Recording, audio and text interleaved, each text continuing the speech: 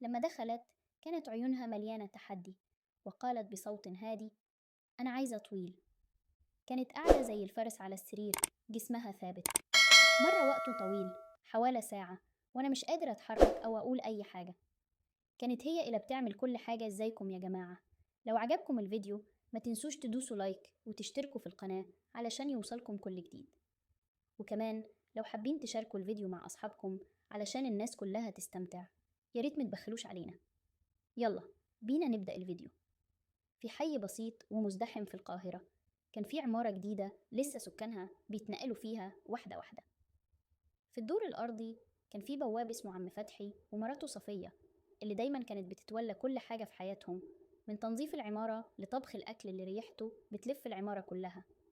صفية كانت ست ممتلئة شوية، في أواخر الثلاثينات، وملامحها جميلة رغم إنها مش بتدي نفسها اهتمام كبير.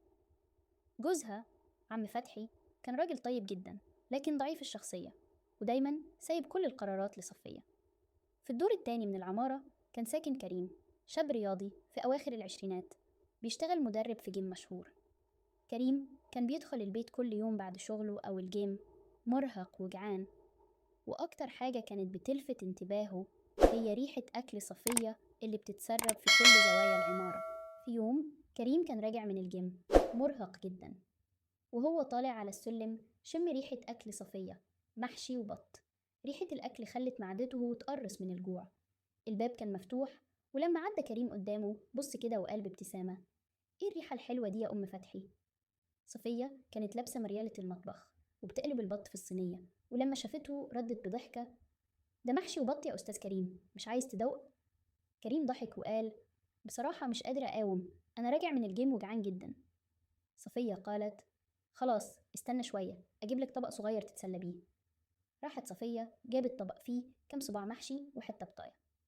كريم قعد على السلم ياكل وهو بيقول: ده أجمل أكل دقته في حياتي، انتي شاطرة جدا يا أم فتحي. من هنا العلاقة بين كريم وصفية بدأت تكبر.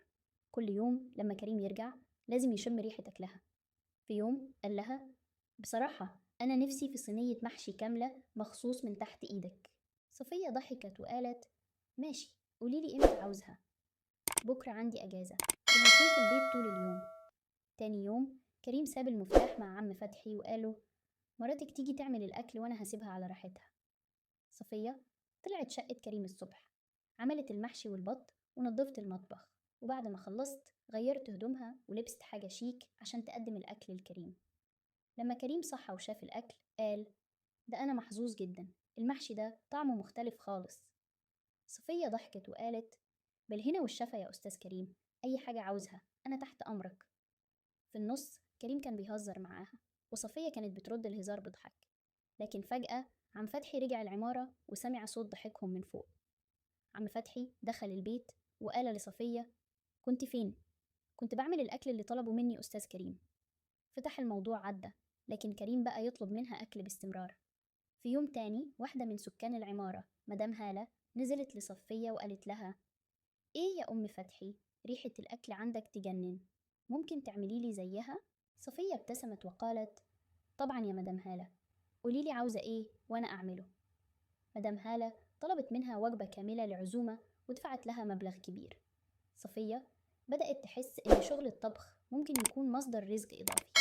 كل ما كريم يطلب منها أكل كانت بتحضر له بنفسها، مرة طلب كفتة ومرة صينية مسقعة، وكل مرة كريم كان يمدح في أكلها. مع الوقت العلاقة بينهم بقت فيها نوع من التفاهم. كريم كان بيعتبرها زي أخته الكبيرة، لكنها من جواها كانت بتحس بسعادة لما تشوف إعجابه بشغلها. مع مرور الوقت صفية بقت معروفة في العمارة إنها الشيف بتاعة العمارة، وكل السكان بقوا يطلبوا منها أكل. كريم كان دايما بيشكرها وبيعتبرها جزء من حياته اليومية. أما عم فتحي ففضل زي ما هو، راجل طيب وضعيف، لكنه كان فخور بمراته اللي بقت محبوبة من الكل. وفي كل مرة كريم يدوق أكلها كان يقول: إيديك دي كنز يا أم فتحي، خسارة جوزك مش بيقدر ده. صفية تبتسم وتقول: الحياة كده يا أستاذ كريم، كل واحد بياخد نصيبه. نوقف هنا واستنوا الجزء الثاني، ليه رح تكون في أحداث كتير. ولا تنسوا الاشتراك في القناة والإعجاب بالفيديو، وشاركوا مع أصدقائك في الواتساب والفيسبوك. مع السلامة.